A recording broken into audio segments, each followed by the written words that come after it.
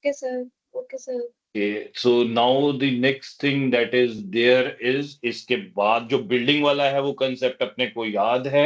Building के बाद जो नेक्स्ट है that is actionable claims. Actionable claims जो हैं जैसे मींस एक्शनेबल क्लेम्स मींस आपने अगर कहीं पे उधारी दी हुई है और वो सर्टिफिकेट आपके पास है। जनरली ये एक्शनेबल क्लेम्स की जो उधारी के सर्टिफिकेट होते हैं ये इनफॉर्मल होते हैं, जैसे बिल्स ऑफ एक्सचेंज हो गए, हुंडी हो गई, ये सारी चीजें होती हैं। ठीक है, मीन्स ये सर्टिफिकेट्स जो हैं वो नहीं होते कि आपने किसी सिक्योरिटी के अगेंस्ट मॉर्टगेज कुछ करा लिया है। ये जनरली हुंडी और वो टाइप्स के होते हैं। तो ये भी जो है आपके, इसके ऊपर भी जीएसटी नहीं लगता है। एक्शनेबल क्लेम्स के ऊपर भी जीएसटी नहीं है। आप सिर्फ इतना पॉइंट याद रख लेंगे कि एक्शनेबल क्लेम्स के ऊपर जीएसटी नहीं लगता। बट एक दो तीन एक्शनेबल क्लेम्स हैं जिसके ऊपर जीएसटी भी लगता है। वो एक्शनेबल क्लेम्स कौन से हैं? एक तो lottery is an actionable claim, उसके ऊपर जीएसटी लगता है। आप बेटिंग करते हैं, शर्त लगाते हैं, उसके ऊपर जीएसटी लगता है। आप किसी भी तरह का जुआ खेलते हैं, वो भी एक एक्शनेबल क्लेम होता है। जो पर्ची आपको मिलती है, जो पर्ची आपके पास अगर आप जीत जाते हैं तो उस पर्ची को एनकैश किया जाता है। तो ये तीन एक्शनेबल क्लेम्स हैं which are subject to GST. बाकी कोई भी एक्शनेबल क्लेम जो है वो सब्जेक्ट टू जीएसटी नहीं है। वो सर्विस या जीएसटी मतलब उस neither it's neither supply of service nor supply of goods. ठीक है जी। Yes sir. जो नेक्स्ट चीज जो है दैट इज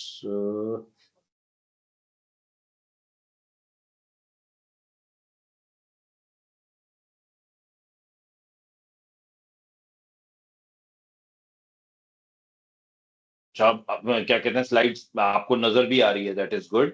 तो then there is supply of goods from non taxable territory to an other non taxable territory without the goods entering India. अगर goods India में नहीं आए हैं और एक नॉन टैक्सेबल टेरिटरी से दूसरी नॉन टैक्सेबल टेरिटरी में जा रहे हैं तो उस केस में जो है वो जीएसटी नहीं लगेगा।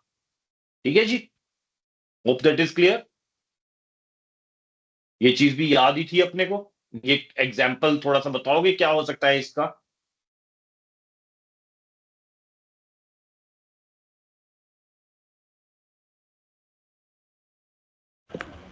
Sir special economic zone to special economic zone.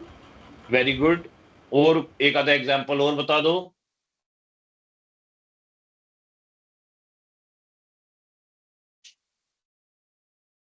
एक कंट्री से दूसरी कंट्री में, इंडिया को टच ही नहीं करा। अगर कोई चीज जो है वो बांग्लादेश से पाकिस्तान जाएगी तो हम उस पर जीएसटी क्यों लगाएंगे? ठीक है ना। यस तो सर। क्या नाम बच्चे तेरा? सर मेरा नाम पूनम है। पूनम।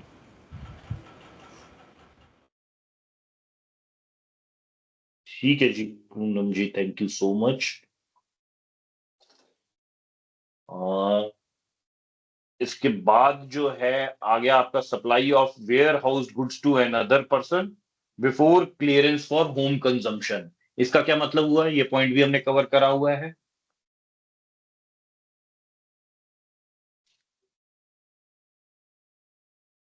कोई जवाब या नहीं है मैं बोलूं? सर मुझे तो नहीं मिल रहा कोई जवाब इसका। कोई बात नहीं। अगर मैं गुड्स इंपोर्ट करता हूं किसी दूसरी कंट्री से, if I am importing the goods from,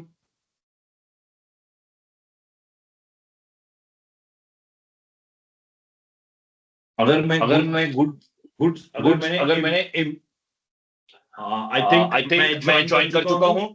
मेरी मेरी आवाज आवाज दो दो बार आ बार आ रही रही है है इसीलिए इसीलिए। तो तो अब अब मैं मैं लैपटॉप लैपटॉप से से मैं मैं इसे इससे डिस्कनेक्ट डिस्कनेक्ट कर रहा हूं।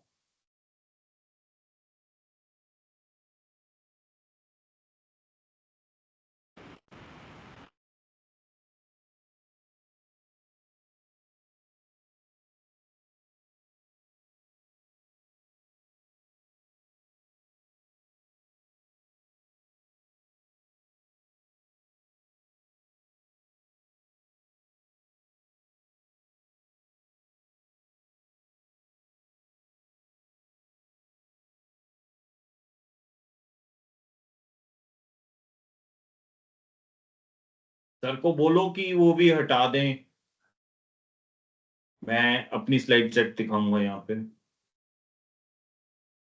हाँ जी सर की कह रहे हो, बंद कर दा मैं अपना शेयरिंग। हेलो सर कह रहे हैं जी सर ਨੂੰ ਕਹਿ ਦੋ ਵੀ ਬੰਦ ਕਰ ਦੇਣਾ ਆਪਣੀ sharing. Okay thank you. Thank you sir.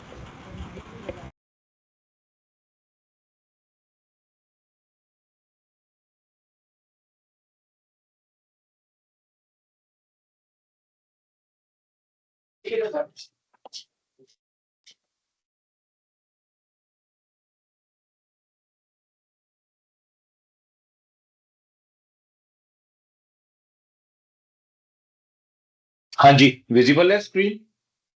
Yes, sir. Yes, sir. Hello, Yes, sir. मेरी यस आवाज आ सर रही है? विजिबल है। सर विजिबल है पर फुल स्क्रीन करो, फुल नहीं है मेरे ख्याल।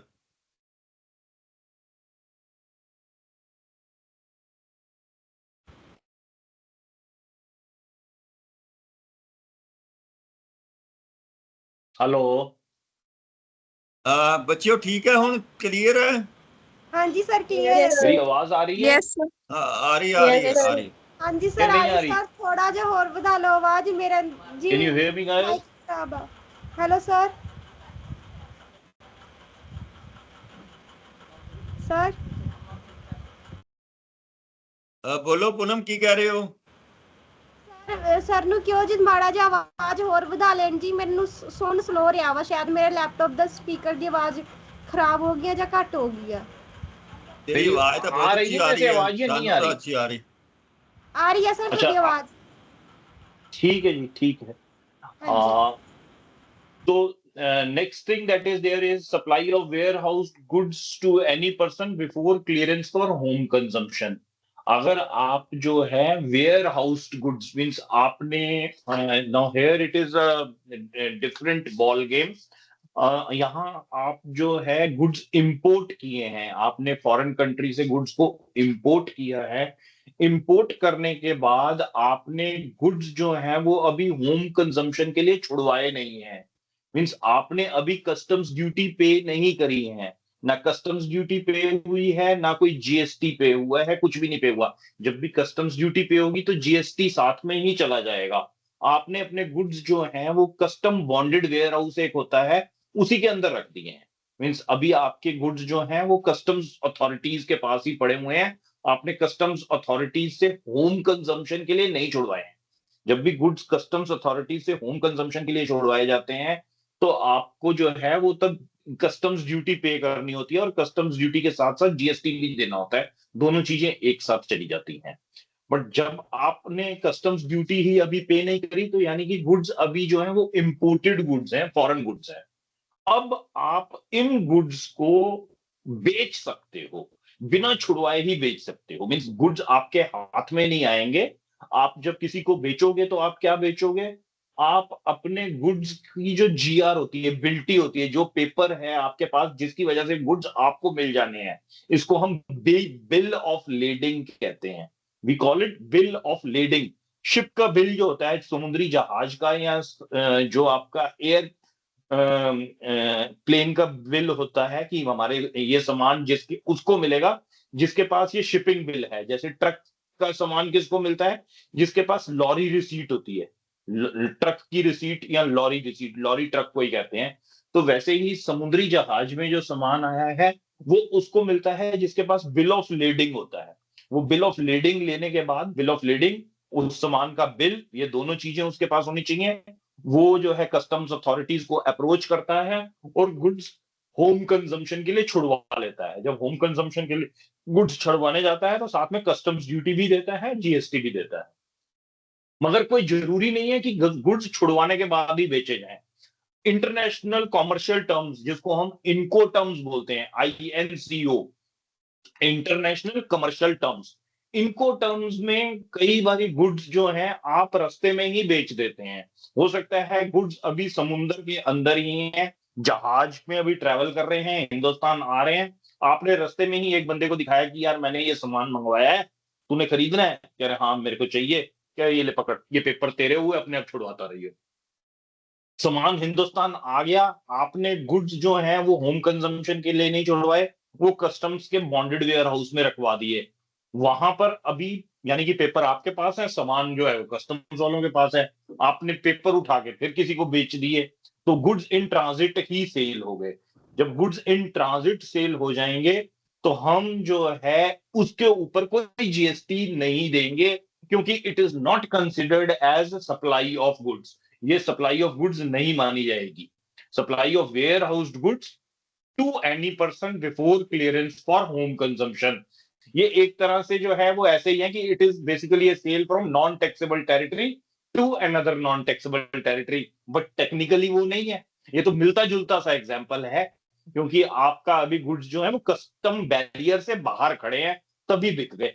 मींस अभी कस्टम्स बैरियर के अंदर नहीं आए, हिंदुस्तान में नहीं आए हैं, जहां पर गुड्स होम कंजम्पशन के लिए अलाउड हो। ये अभी इंपोर्टेड गुड्स की कैटेगरी में आते हैं, तो इंपोर्टेड गुड्स के ऊपर जीएसटी नहीं लगता है। इंपोर्टेड गुड्स के ऊपर जीएसटी कब लगता है? जब हम होम कंजम्पशन के लिए उसे रिलीज करते हैं। तो ये भी जब भी रिलीज होंगे, किसी ने खरीदे हैं तो वो छुड़वाएगा, तब जीएसटी आ जाएगा, बट उससे पहले की सेल पे जीएसटी नहीं आएगा।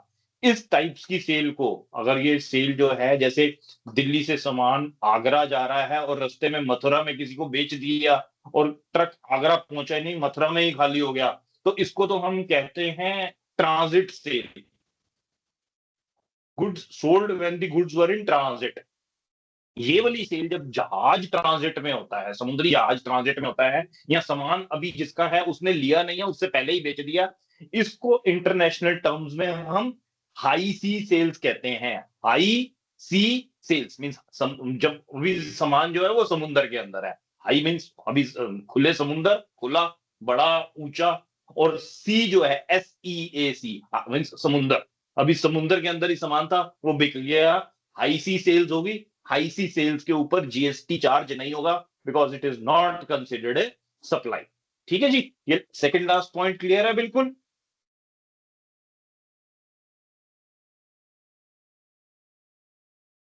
यार इतने भाषण के बाद एक हाँ ना तो बोल दिया करो। Yes, sir. Yes, sir. Clear है. Yes, sir. Yes, sir. चलो गुड।